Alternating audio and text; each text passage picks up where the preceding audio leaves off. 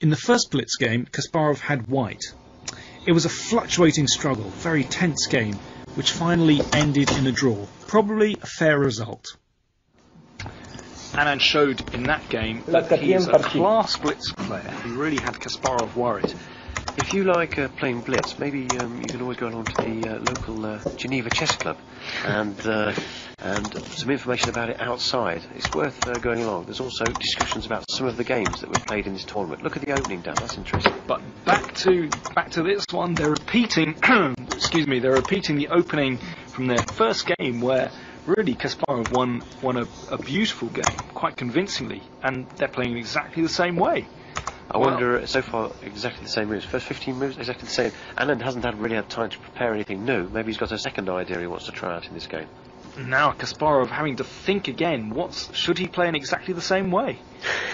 Is this position easier to play for white or black? This is often he's pushed on with G4 immediately, though. Before he played E6 first, so he's changed. Kasparov's the first to get a new move. Oh, and Anand offering the pawn on B2. What happens? Knight takes B2, Rook B1, Rook B1, Rook C7, C8. Queen C7. Knight takes B2, Rook B1, Queen C7. Doesn't look too bad for that, does it? Knight D5. No, Rook C8 he can play. Oh, Rook C8. You could have played Rook C8 first, that's true. Yeah, that's another story. Well, okay. Knight takes B2 might have been possible, but Rook C8's a safe move. Anand attempting to improve his play in the first game, but I'm not totally convinced by this. B3 has come all the same. Now, where does the knight move back to? B6. Yeah. Then A3. Ooh. I suppose you're just going for a simple something takes C2 at the moment. So, what do you play? Queen D2 followed by Knight D5. Knight D5. Actually, E6. But now where are you going? B4. The knight is a bit short. Knight's chasing around the board. Yes, it's almost comical how these two knights have been hopping all over the place and nothing else has been happening. But okay, I think this is okay for Anand. Somehow this knight on A3 looks very odd indeed. It's getting critical very quickly. Knight down to D3. What do you think? Knight D3. Maybe then bishop takes D4 and rook takes C2. And it's very risky. You're giving up your black squares for that pawn. Queen's come to E1, defending the knight on B4, trying to hold his position together.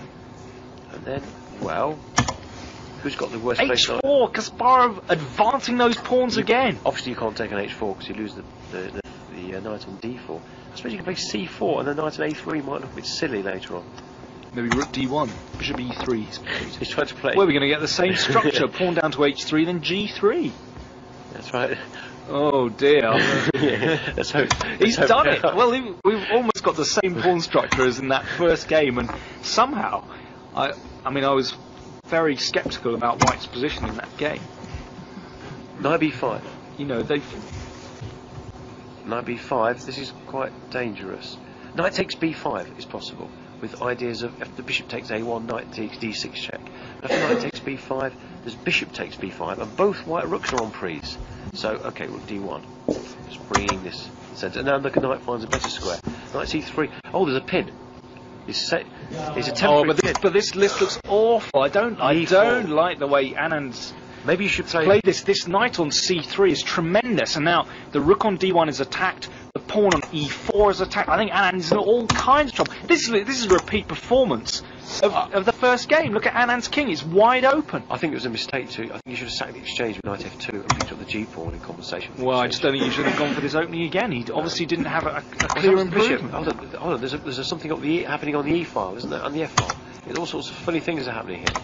Knight F5. Okay, Anand has given up a couple of pawns, just trying to get some play, but it looks desperate. Queen C6. There we go. We got the same mate thread again. Is the same as in the first game. Queen E2, defending against the mate, but this is pretty ugly. Oh, Queen E4. That's a powerful move. Hitting the rook, hitting the bishop. There can be all sorts of exchanges here. Just a rook to F1, rook to F1, and then bishop H6 just wins on the spot. Because oh dear, I think Anand is completely collapsed in this game. I think he should have. Oh, rook F2 is a better square because at least G2 is defended. Knight D5 is horrible. Kasparov dominating the position. That's right. I mean, just a series of exchanges, and you've got a very nice ending. There's no longer any problems. Just take it off. Kasparov, take two it off. pawns up, technically winning position. Yeah. He's just exchanging pieces now. It's all over. Put your king on a square like. What's the queen takes g4? What's he overlooked?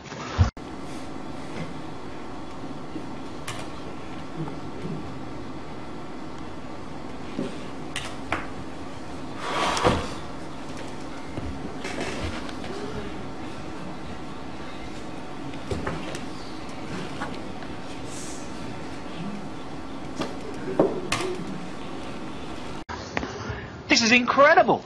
The queen on g4 attacking the rook on c8. Now, black's queen is attacked on e3. White should have played. Wait a second, queen. The black queen moves back. Queen check. King He's up. castled. He's castled. He's sacking He's his queen. castled, sacking his queen. He should have played knight takes e3, and then he got the technical position. Queen takes e3 was just 2 laps.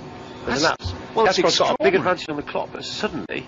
Well, how's the Position is position? open. What an elementary blunder from Kasparov. He had a winning position, and now how is it? Well, completely unclear. Kasparov still has chances here. It was a rook and a bishop for the queen, but Anand moving the queen in. Knight d4, maybe now e4 next move, and the idea of bringing the rook down as the c5. Oh, but Anand just Knight munching these pawns. Good move. The queen on Stopping b7. E4, stopping E4. Covers the pawn on e4. But Now rook how- c3, got to get active, got to Clock get time's active. 1:45 for Anand, 2.5 minutes for Kasparov. You've got to get active. Rook c3, come on, get those pieces going.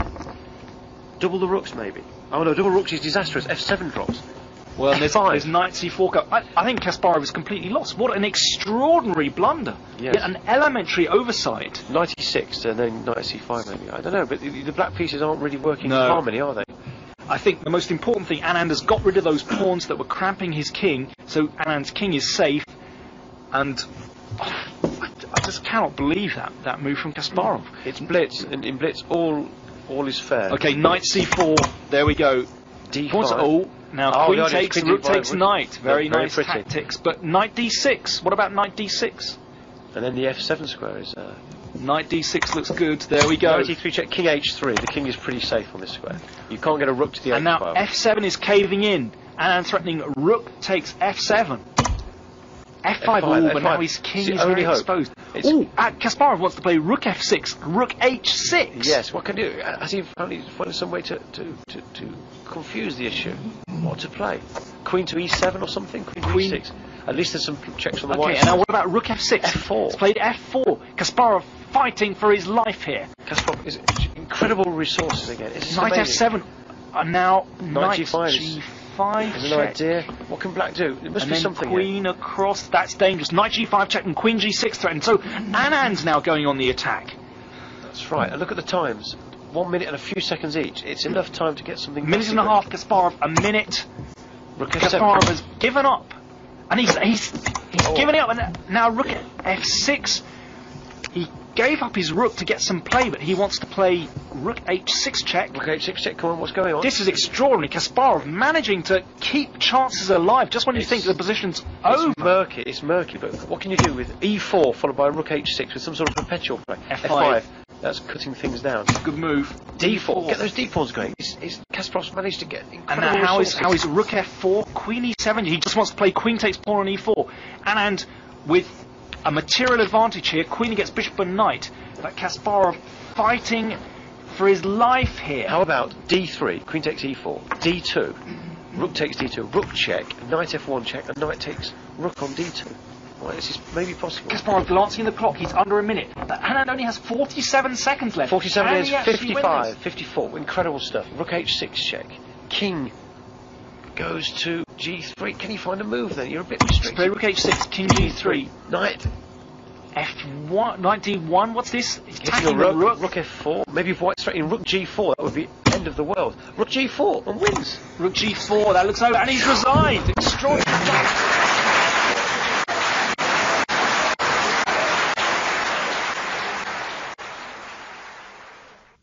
Let's just go back to that critical position in the final game.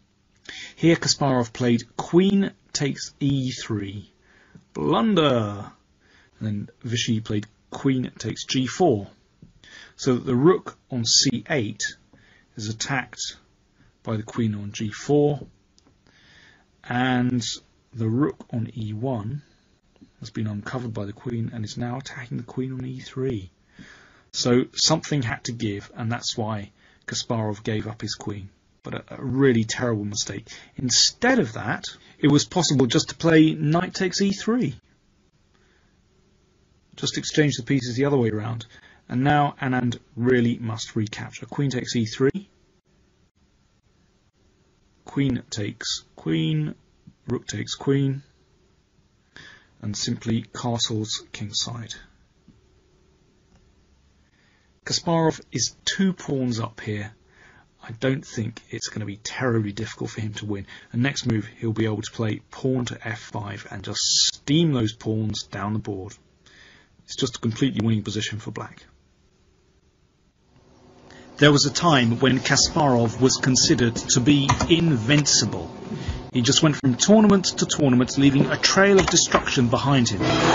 Times have changed. The cracks are beginning to show, and his rivals can sense that the gap between them and the world champion is narrowing. This was the big prize.